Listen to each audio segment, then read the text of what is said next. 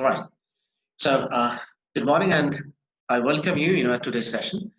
Today, we are going to talk about pre-Socratic philosophy and philosophers. I hope you can see the screen. So, we'll be talking about the pre-Socratic philosophy and the philosophers. Before I begin the slides, I would like to give you a little bit of idea about that. Who were the pre-Socratic? From the very name or the very term pre-Socratic, you can understand that we are going to talk about the philosophy a little bit and also the philosophers in briefly, those actually who were born before Socrates, and those actually who is to be known as the philosophers before Socrates. So, pre-Socratic philosophy, maybe you may find that why actually should we read about the pre-Socratic philosophy? Because most of the time we come to know about Socrates, and we give importance from Socrates to onward. But before Socrates, rarely actually we think about them, or rarely we know the names and we talk about them.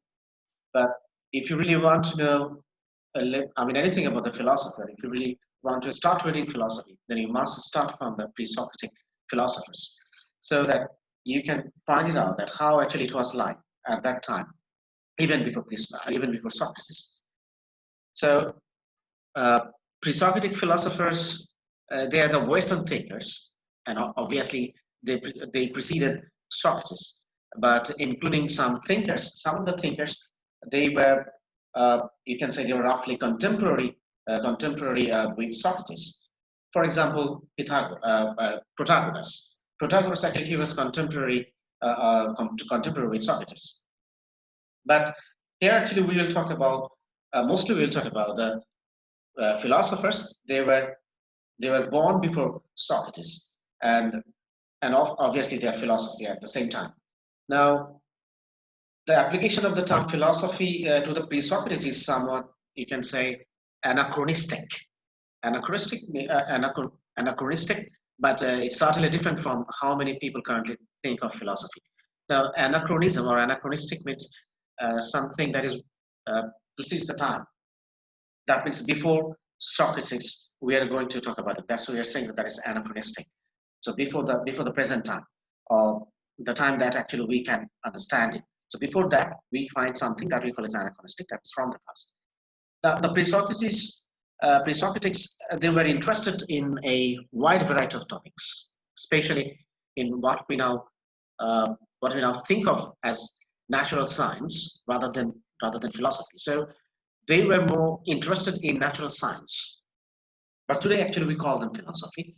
So, and the early thinkers, you can say that they were naturalistic, and they were looking for naturalistic explanations and causes for physical phenomena. Means there are lots of things going on around, and they were trying to find explanations of those stuff. So, and they were trying to explain them from the naturalistic point of view. And they are also trying to find the causes of for the physical phenomena.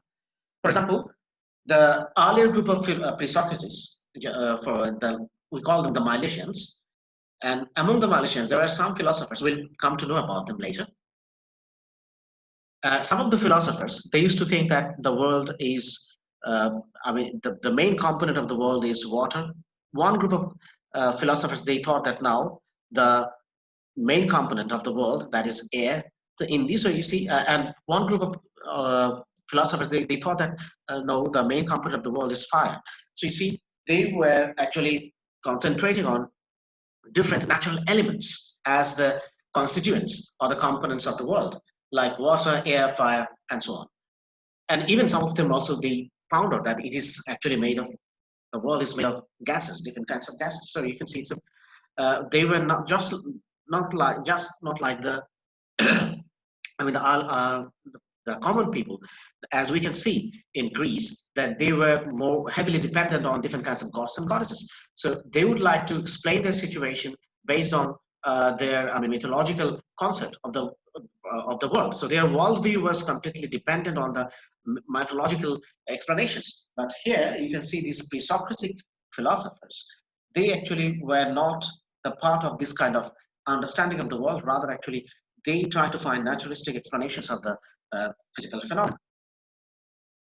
Now, certain emphasis actually was given on the physical explanations, and this actually marked a break from the traditional ways of thinking that I have already mentioned, that they indicated the gods as primary causes. That means gods and goddesses, they will cause everything, or they would cause everything. So that was their primary idea. But these pre-Socratic philosophers, actually, they simply they broke with these kind of traditional ways of thinking. So they didn't believe it. Rather, you can see, but here actually we cannot say that all the pre-Socratics, didn't entirely. They didn't entirely abandon these theistic or religious notions, but they characteristically pose some kind of challenges to the traditional ways of thinking. I mean, all these pre-Socratic philosophers, they didn't directly say that, okay, we don't believe in your gods and goddesses. They didn't challenge it in that way, but they had their own opinion, they had their own worldview, and that is based on these kind of naturalistic explanations. That means they based on the nature to explain the physical phenomena. And also, you see, they didn't abandon these theistic or religious notions. That means explaining everything from the religious perspective. They didn't completely threw it away, but they tried to add something new, and that is, they took help from the nature to understand the world. They took help from the nature. They didn't completely They didn't completely depend on the religious explanations of the world.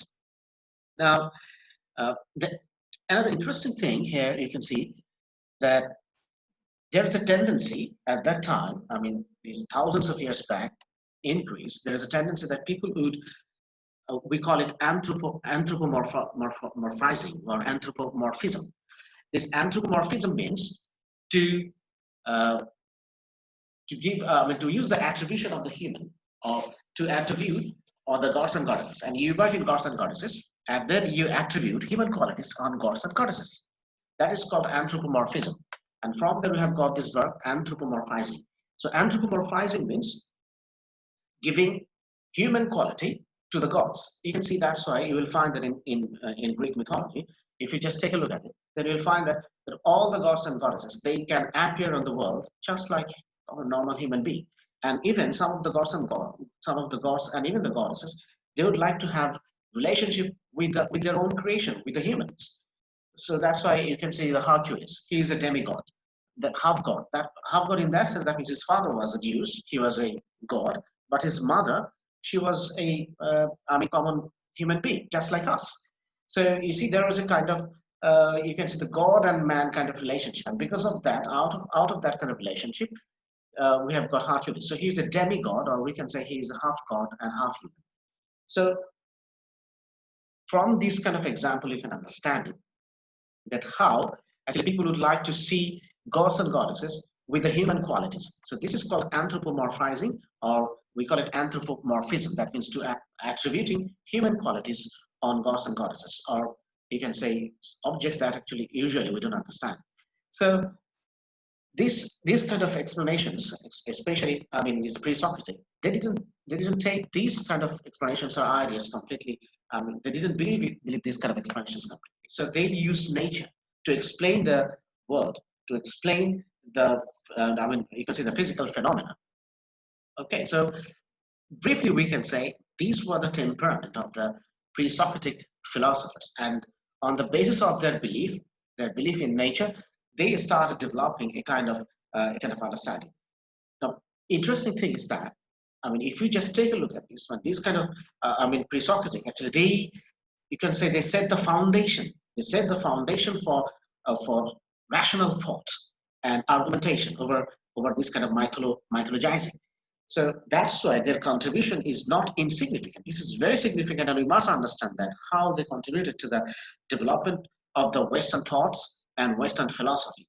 So if you just come to know about their thoughts and philosophy, then you will find that even at that time, when actually modern technologies were not available, and scientific development wasn't that much, but still, whatever they have got, they use those ideas, their talent, their merit, their perception, and their power to conceive the world, to understand the nature. They use all these to have a new kind of understanding of the worldview. And that's why actually today we have found these kind of developed kind of Western thoughts and Western philosophy. So they actually the foundation stone. They set the foundation stone. They established the foundation stone, and on which based on which now we can see that how much Western philosophy or Western ideas, Western thoughts, it has advanced. So their contribution for the rational thought and also argumentation. So you can say rationality and argumentation. So that's actually paved the way for the course of Western thought for the future. Now, up to this, if you have any question, you can ask me. Have you understood for the introductory discussion of what I have already explained? Do you have any question?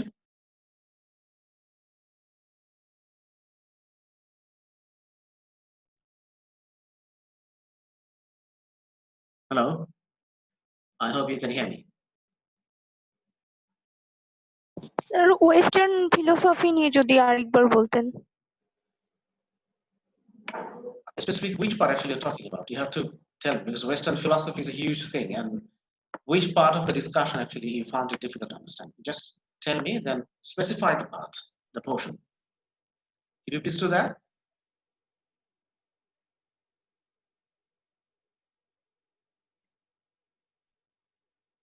Okay, still, I'll come back to you. So, is there anyone else?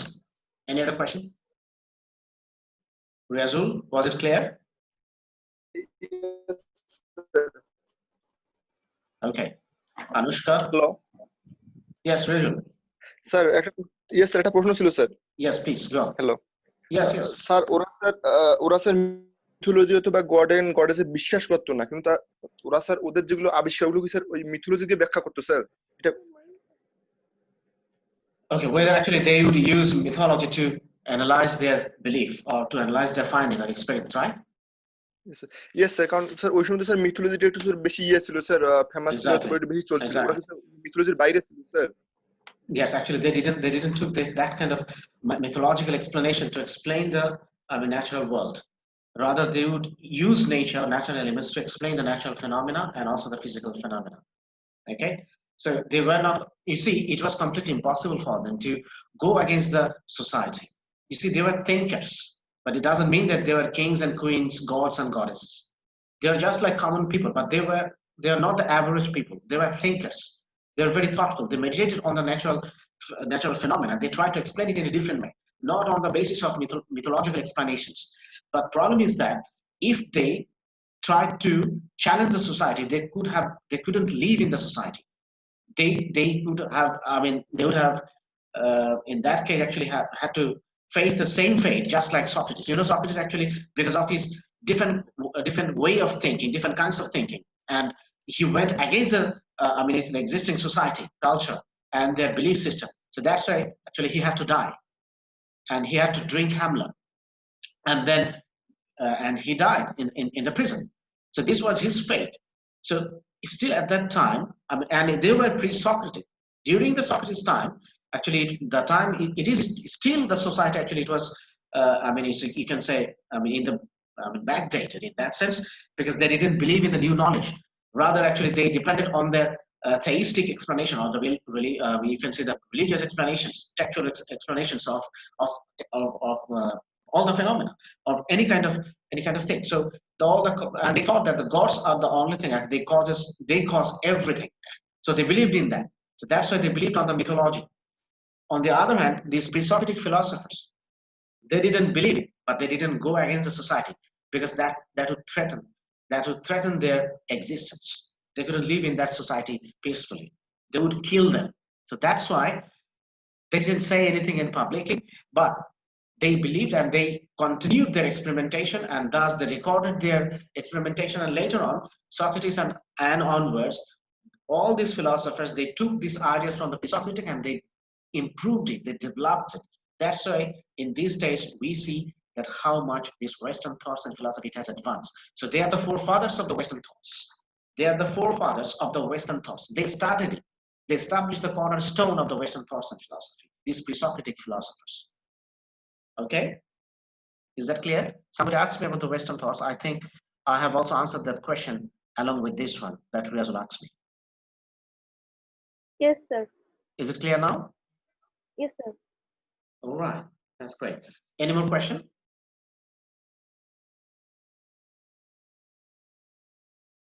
Okay, if not, then we'll jump to the next slide.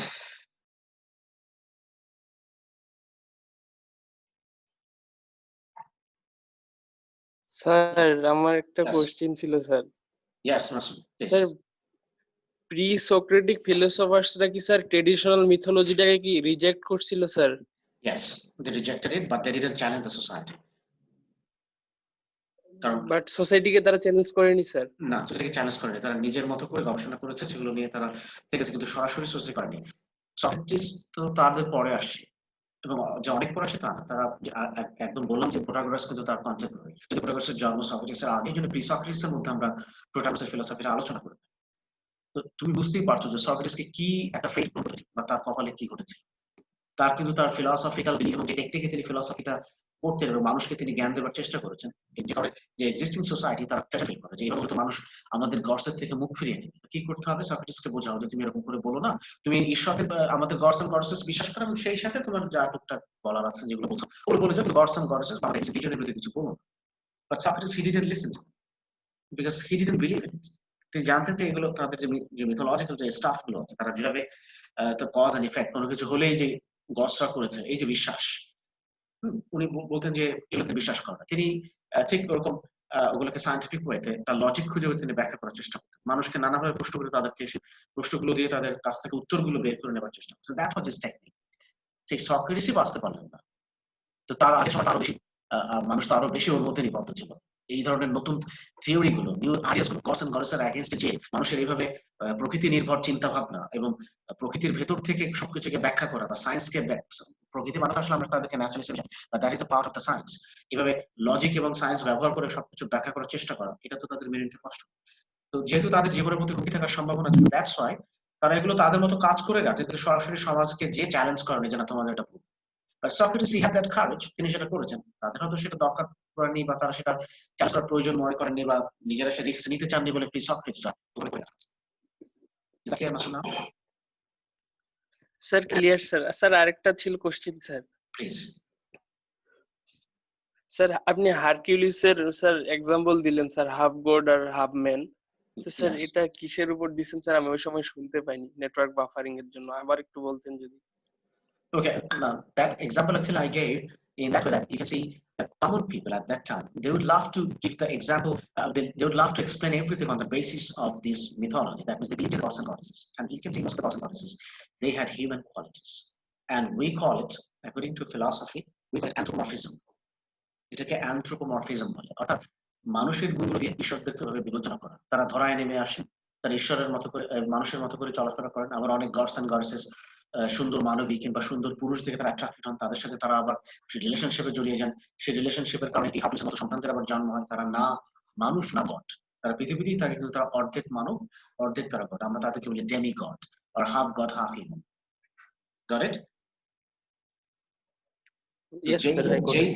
যে সমাজে মানুষ ঈশ্বরকে মানুষের লেভেলে নামিয়ে এসে তাকে নিজেদের কাছে মনে করে, মনে হয় যে ঈশ্বরও তাদের সাথে থাকেন, আসেন, যান, এবং তাদের মধ্যে ঈশ্বরের সন্তান সন্তানাদি থাকতে পারে, বা সেরকম সম্ভব হয়। তো ওই সময় এরকম নতুন ন্যাচারালিস্টিক এক্সপ্লানেশনস নিয়ে এসে যদি ফিজিক্যাল ফেনোমেনাকে কেউ যদি ব্যাখ্যা করার চেষ্টা করে, বোঝো তার পরিণতি কি হতে পারে? আমি কি বোঝাতে পারছি তোমাকে ব্যাপারটা? স্যার পরে কি বললেন?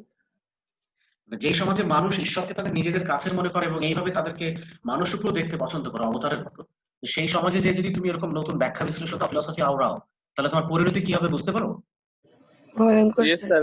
Sir, very difficult sir.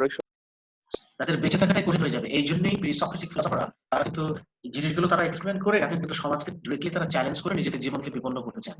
বা তারা জানতেন যে ওই সময়, because they were very thoughtful, they knew that the people at that time they are not ready to embrace this kind of new development or new kind of knowledge. Do you understand what I am saying? ওই মানুষ কিন্তু এইরকম নতুন জিনিস এখনই তো অনেকে এই জাতীয় ফিলসফি গুলো অ্যাকসেপ্ট করতে আমাদের কষ্ট হয়ে যায়। Though actually we are living in the post modern era, but still we cannot embrace all this new knowledge. We find it very difficult to embrace and accept them. Then what would happen to those people from 5 or 6 or 7,000 years back? Okay. Okay, sir. All right. Now here you can see the pre-Socratic period of ancient era of philosophy refers to Greek philosophers active before Socrates or contemporaries of Socrates who expounded on earlier knowledge. That means they explained the earlier knowledge. The pre-Socratics were, now here you can see the time. You can see the timeline, 6th and 5th century BCE. Greek thinkers who introduced a new way of inquiring into the world and the place of human beings in it. They were recognized in antiquity as the first philosophers and scientists of the Western tradition. So you see, these pre-Socrates were 6th and 5th century BC. Greek. So they were in the 6th and 5th century BC. That means before the Christ of the Jesus Christ. BCE means before Common Era, or before Christian Era. That means today we are in 2021. That is after the birth of Jesus Christ. And before that, it was 6th or 5th century. So what does it mean? So these 2000 and these 6,000 means 8,000 years back. Now is it clear to you, the time? Yes. Yes, sir. Just give me a minute.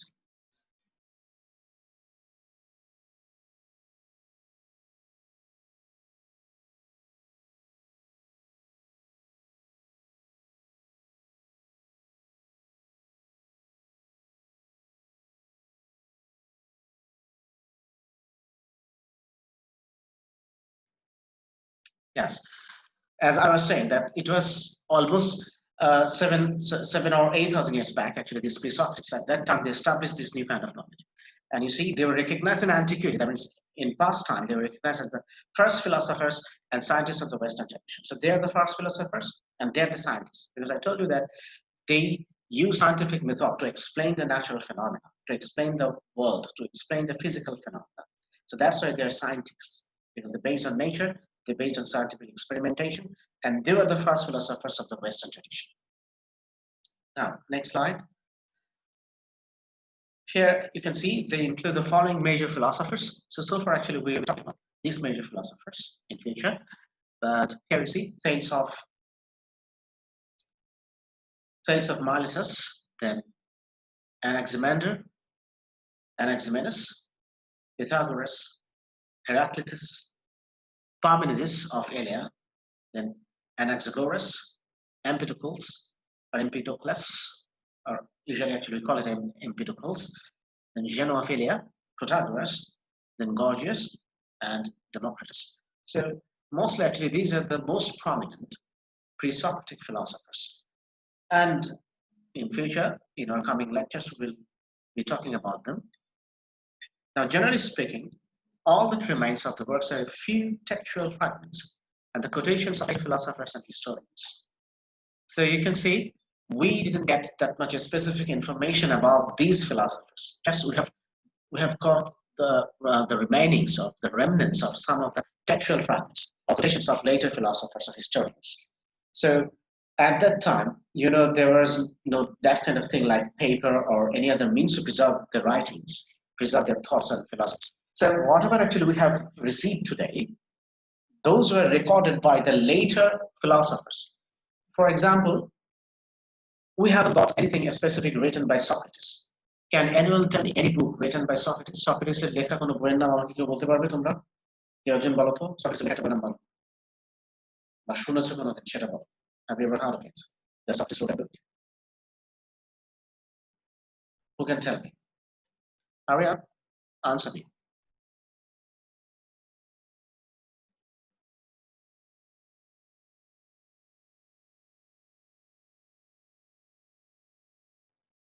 Can anyone tell me any book written by Socrates?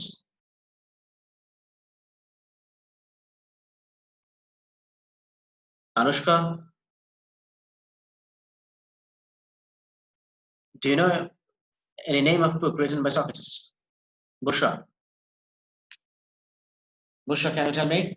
Yes, sir. Any book written by Socrates? Do you know the name of any book? No, sir. Dipti?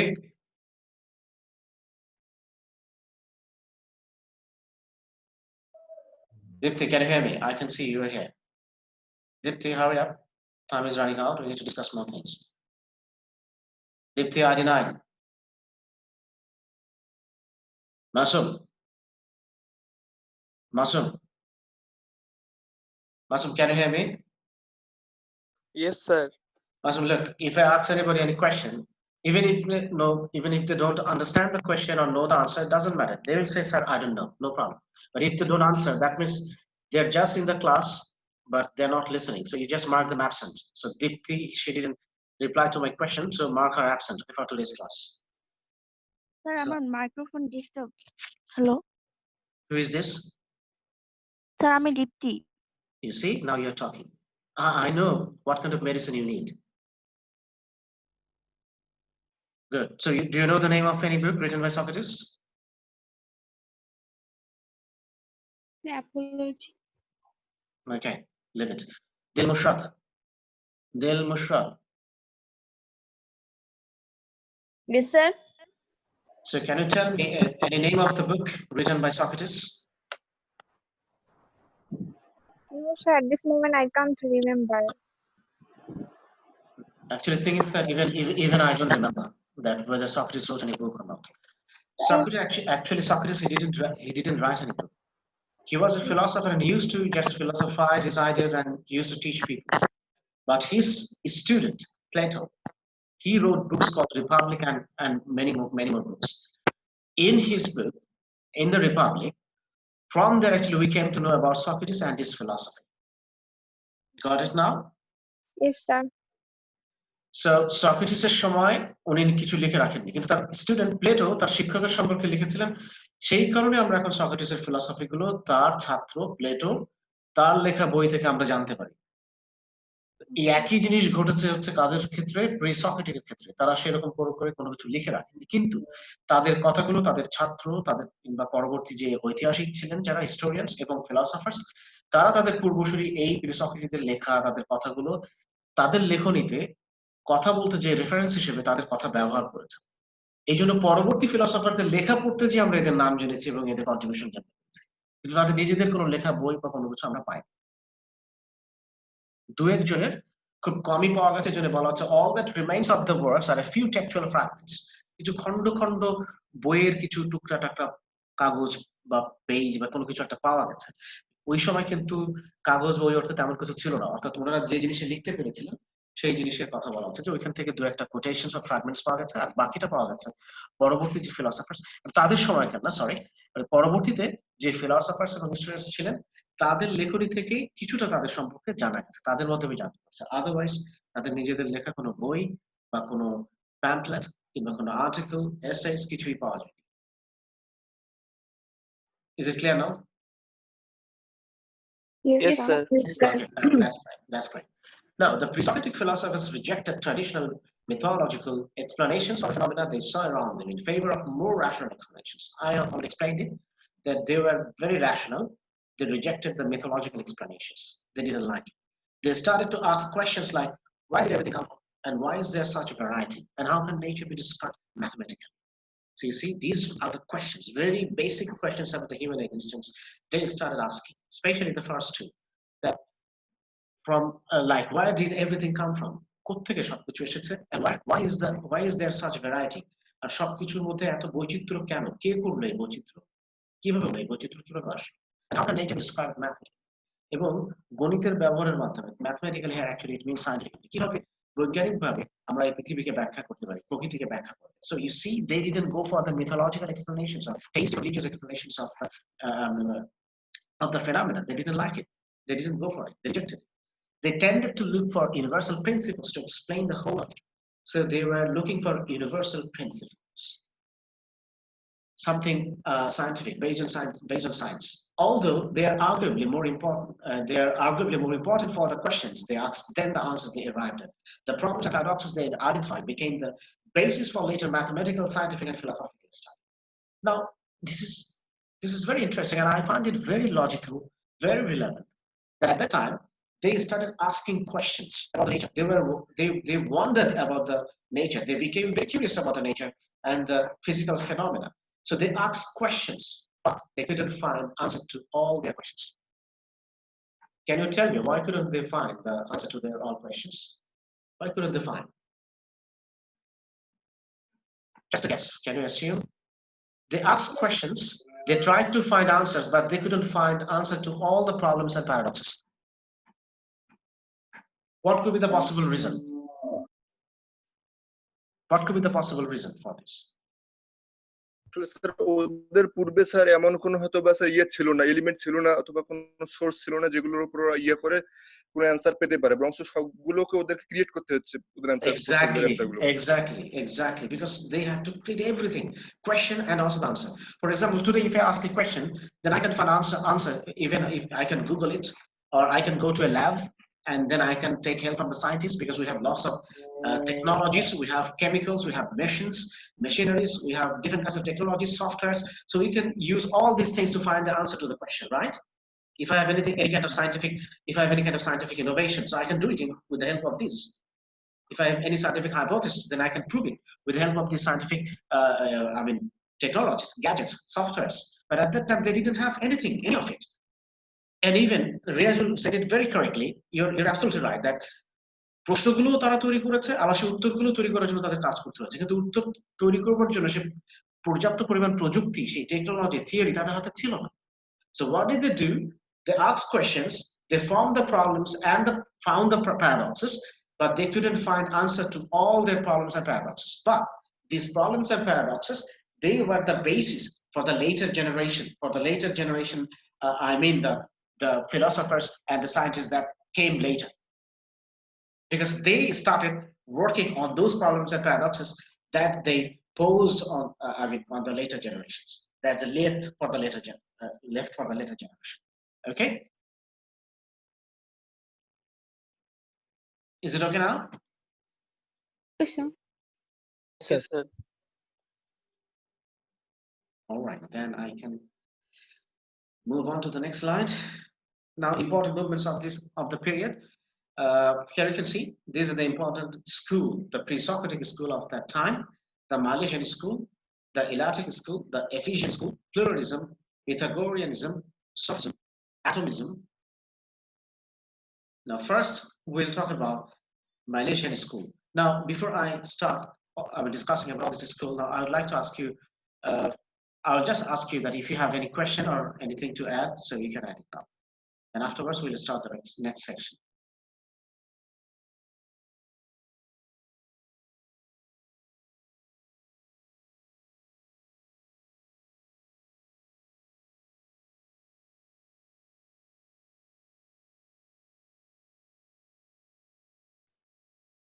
So, any question? Up to this, you have understood the basic discussion of the pre-Socratic philosophers, right? Yes, sir. Okay, excellent. Now we'll start from the Malaysian school. Yes, sir. All right, so Malaysian school. Now let's see what you have here. The Malaysian school is an early pre-Socratic school of philosophy, founded in the 6th century BC in the Ionian town of Miletus. So Ionian town of Miletus is a Greek colony on the Asian coast of Anatolia in modern Turkey. Now, you must know one thing, which is very important here for your understanding, but actually you will see this Ionian town of Miletus and this Malaysian school at present, that is in Anatolia, that is in Turkey. You see? I hope that you know that Turkey and Greece, they are the two neighboring countries, right? Turkey, Greece, and Cyprus. Yes, sir. So they are the neighboring countries, just like Bangladesh and India. So that's why if you go to Turkey and when you go to the, and if you have ever chance to go to Turkey, and if you go to the bordering area, the Cyprus and Turkey, or the Greece and Turkey, then you'll find that hardly actually you can differentiate between Greece, Cyprus, and Turkey from that part, because they look alike. They have even the nature and the geographical shape and geographically also they are very similar. And at that time, actually, there was no such kind of country like Turkey. So it was part of the whole. This Greece and Cyprus, all this area, they are together, and that's why you can find that lots of philosophers actually they are coming from the modern Turkey.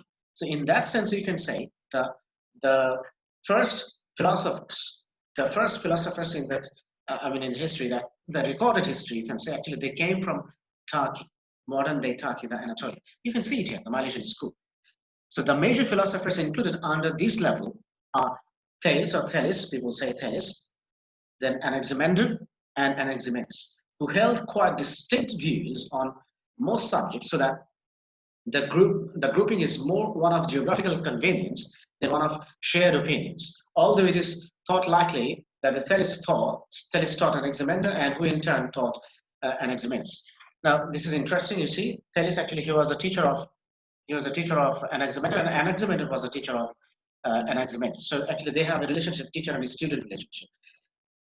Okay, so and geographical convenience means actually they are all of them. They are from the from Turkey, from that part of the world.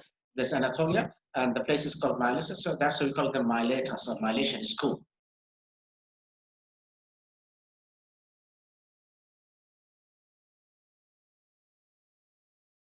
All right, now arguably it forms part of the Ionian school, which additionally included Heraclitus, Anaxagoras. Then these are also different other names. We don't need all these names, so I'll just skip some of these because we'll just concentrate on the main important philosophers of this school. So these are the names of the philosophers actually who belong to this Malaysian school. And then the second paragraph I'm reading. The Malaysian introduced new opinions contrary to the then prevailing views on how the world was organized and in which natural phenomena were explained solely, by the will of anthropomorphized gods with human characteristics. That I have already briefed to you at the earlier part of this discussion. Now, the Malaysian introduced new opinions, and these new opinions are contrary to the that time prevailing views. The prevailing views, what were the prevailing views at that time that I said? What were the prevailing views? At that time in that part of the world. This Malaysian schools, they introduced new opinions, but what were the prevailing views? Hurry up. Help me with writings. What were the prevailing views? Riazul?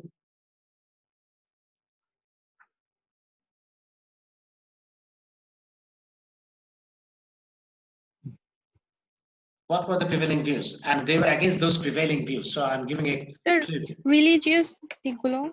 Exactly. That means gods and goddesses, mythological explanation. So they didn't go for these prevailing views. They were against these prevailing views, and they started with new opinions. And how? You see, they started, asking the question, and they had this idea that on how the world was organized, in which natural phenomena were explained solely by the will of anthropomorphized gods. So they didn't go for this anthropomorphism.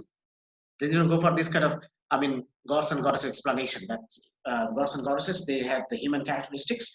So they didn't believe in this kind of thing. So they were trying to explain the world from the scientific point of view. So they are sometimes described as philosophers of nature. And they presented a view of nature in terms of methodologically observable entities, and therefore represented one of the first attempts to make philosophy truly scientific. So these are the people, they actually tried to make the philosophical observation of the philosophical explanation of the world very scientific, because you see they are methodologically observable entities. This is the idea. Methodology, method. So they will use methods, and those methods are observable. That means you can feel them, you can see them, you can have experimentation with that kind of methods. So that's why you say that methodologically observable entities. Entities means things that have existence. Things that have existence. For example, soil. Soil is an existence. Water, it has an existence. So we can touch it. We can feel it. Right. You understand what I'm saying? Yes, sir. Like water, that means solid substances, entities. So they will start their scientific experimentation with this kind of stuff. That's why it was very much methodological. And that's why it is called scientific. So they started this scientific observation, and they are the first who started this kind of scientific observation. That's why we have found that philosophy, it was very much scientific from that time. Now, in metaphysics, they defined all things by their quintessential substance. That is called arche, or we call it archetype. So, or the very basic of the things. So they started defining things on the basis of this quintessential substance of which the universe was formed and which was the source of all life. They call it materialistic monism. Now, however, they differed widely in how they conceived of this substance. For example, Thales thought it was water. Anaximander called it, he called it apeiron, something infinite and indeterminate. Then Anaximenes settled on air. So in general, they believed in hylogism, the idea that all life is inseparable from matter, and that there is no distinction between the animate and the inanimate, between spirit and matter. Now it sounds a little bit difficult, but I'll make it very simple for you. Don't get nervous or don't get worried. It's a very simple thing. Though actually they have used very much, you can see different concepts. So things are very simple. Now you see, what is it saying? I'll make it simple in this way. Thales says this whole universe it is made of water. That is the idea of Thales. His history, Anaximander called it aperion. That means something which is infinite and indeterminate. That means water or the substance that actually he is considering that is the main constituent or the main ingredient of this world or of this natural phenomena. So he is saying that, and that is said by Thales, and Anaximander is saying that, and this element that is infinite and indeterminate. Infinite, you can say infinite or infinite. That means you cannot say that this is the end. You cannot find the end of it. That means it is inseparable from all the components that we can see. This was their idea. Then Anaximenes settled on air. So Thales was the teacher of Anaximander. So teacher and student both actually they agreed upon this, that this whole universe is made of water. And Anaximander's student, Anaximenes, he said that no, it is made of air. So first teacher and student, they said water, and then Anaximander, his student, Anaximenes, he said that no, it is made of air. So in general, I mean, all these three, Thales, Anaximander, and Anaximenes, all of these three, they believe that they call it hylogism. Hylogism means the idea that all life is inseparable from matter. That means we, the human being, and all these things that we can see in the nature, all these things are inseparable from matter. That means you simply can't separate the matter and the things that actually you want to take it out of it. So it's impossible. So life cannot be separated from the matter. So life and matter, they are inseparable. They're intertwined in such a way that you cannot sever them, you cannot separate them. And that there is no distinction between the animate and the inanimate, between the spirit and the matter. So if you believe in hylogism, then the life and matter is inseparable, and obviously or consequently, what will happen that if you believe in that, then also you will believe that the inanimate object and the animate object, that means things that have life and things that don't have life, that means you cannot separate them. Similarly, the spirit and the matter. For example, we have the spirit, the soul, and our body is the matter. So the body and the soul, you cannot separate them if you believe in this Malaysian school or in their philosophy. So they believe in that way. Am I clear to you? Do you have any question, please? Any question?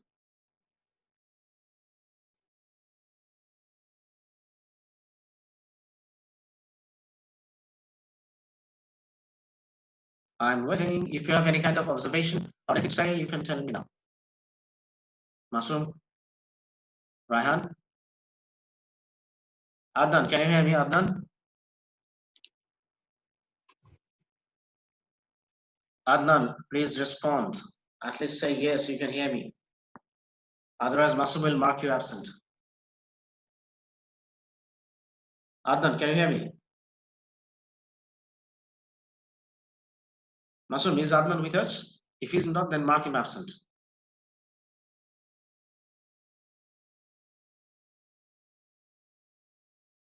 Masum, can you hear me? Adnan তো এখন আইছে মানে But বের হইছে I just admitted him just a few minutes back. Okay, no problem. How about Rashid is with us? Rashid? Rashid means Asaduzzaman, right? yes sir I want to talk to him. Asaduzzaman? Asad, can you hear sir, me? ছিল Yes, sir. Okay, Asad, I will talk to you later after the session, okay? Just call me. When I finish today's lecture, then please call me over phone. Okay, thank you. Okay, Noshin, can you hear me?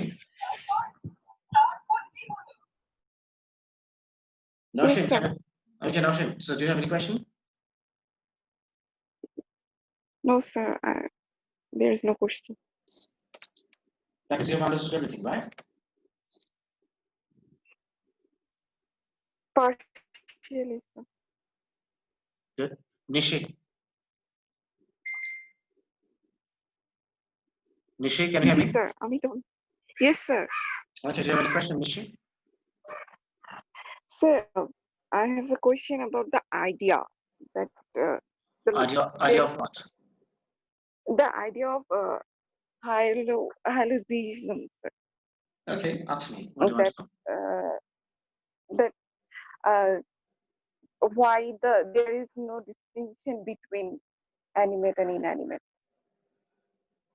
That's a very good question, but even I don't know the answer, honestly speaking. Why there is no distinction between animate and inanimate object? You see, they started this idea at the very beginning of the scientific development, because they started the scientific development or scientific explanation. So at that time, they thought that all these components are matter, or you can see the inanimate object. Give me an example of animate object. Give me an example of animate object.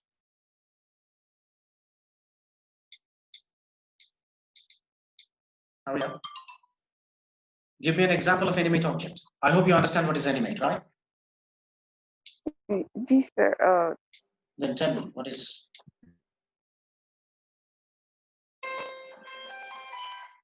So what does it mean? It means where there is life. Okay, give me an example. Give me an example of a thing that has life. Oh, yeah. No, sir, there is no example of it. Yeah, you can tell me the example. Give me an example of an animate object. With example, sir, any kind of say human being. Well, for example, Nishi. Nishi is an animate object. And what is an inanimate object? Sir, table, chair, in it. Sorry? Sir, table, chair, Okay. where there is no.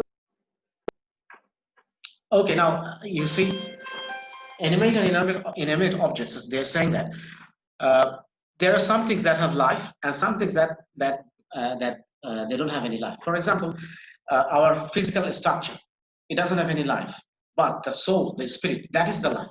So that was their idea, that this life and the body, actually, they're inseparable, because if you separate the soul from the body, then what is the significance and what's the use of the body?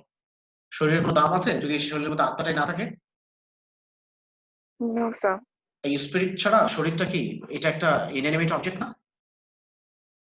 Yes, sir. Cartoon টাইপের sir? Yes, sir. I don't understand. What is that example that you said, Ryan? Sir ওই যে আমরা মানে এই কার্টুনের যে character গুলো টেলিভিশনে মানে শো দেখি যেগুলা, I'm not sure about it from what perspective actually you're saying that, but just imagine that we, the human being, we have life, and without life, Sir, will be considered as just an inanimate object. So in that sense, that animate and inanimate object, actually they're inseparable. Now here you see the term materialistic monism. Now materialistic monism is that thing that when you think that the whole universe, it is created with only one object. For example, the whole universe is created with water. The whole universe is created with air. That is materialistic monism. Just you consider only one thing. And hylogism is that thing that is when you believe that the life and the matter, they are together. They are unified in such a way, so they have a kind of uniformity. They are unified, and we cannot separate them. So the animate object and inanimate objects, they are together. We cannot separate them. Like spirit and matter, we cannot separate them. So every matter, they have their own spirit. And without the spirit, matter is nothing. And without matter, spirit is nothing. Because they are interdependent. So they depend on each other to be regarded as that they are entity. Or yes, they have some kind of existence. So if you really want to have your existence, then the spirit and matter and animate and inanimate objects and animated objects, they must be considered as something which is uniform and unified and inseparable. Otherwise, it will not be considered as an entity. Okay? Is that okay? okay, Yes, Right. sir. I think our time has, Yes, we don't have enough time. I've already taken some extra 10 minutes.